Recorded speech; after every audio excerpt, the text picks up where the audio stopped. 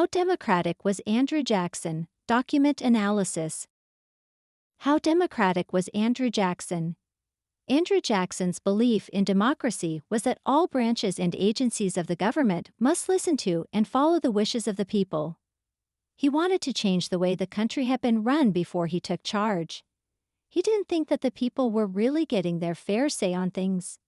To understand how democratic was Andrew Jackson, document analysis is the proper way.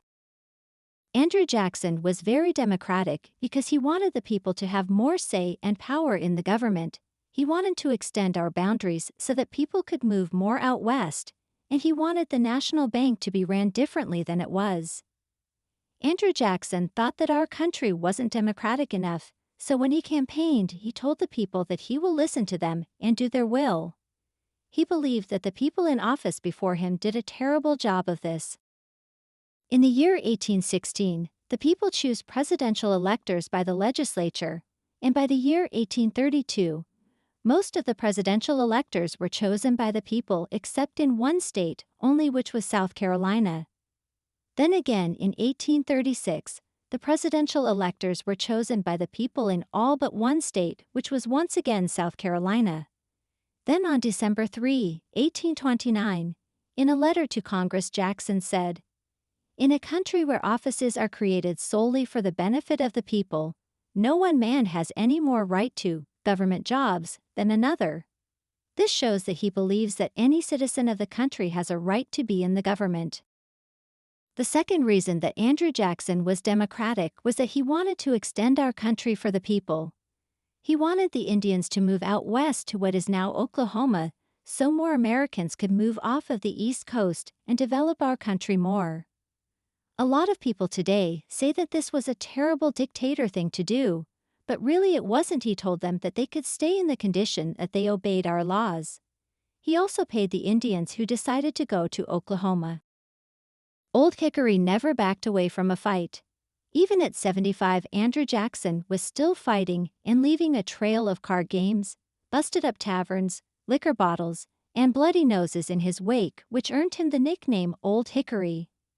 Jackson became a lawyer on the North Carolina frontier at age 21 and later moved west to Tennessee, where he settled down with his wife.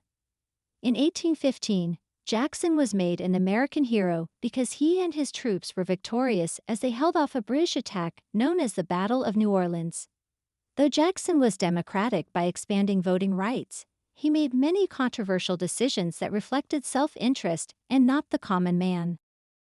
Many of Jackson's critics believed that he ignored the separation of powers and abused his powers as president. In response to Andrew Jackson's bank veto message, Daniel Webster explained that President Jackson's message extends the grasp of the chief executive over every power of the government. Jackson crushed the majority vote of Congress by the use of the presidential veto. He selfishly broadened his power as president and disregarded the majority's desires. Because Jackson caused the fall of the national bank, the United States struggled to manage money and loans, and this consequently led to the Panic of 1837. In Andrew Jackson's letter to Congress, he asks for their consideration of a law which limits appointments to 4 years. Jackson wanted to rotate government officials so that he could implement spoils. In sum, after a thorough analysis of documents and facts, this essay manages to answer how democratic Andrew Jackson was in his views and actions. Andrew Jackson was not only the Democratic president, he was also the first ordinary man to take office. Jackson was known for passing several Indian removal acts.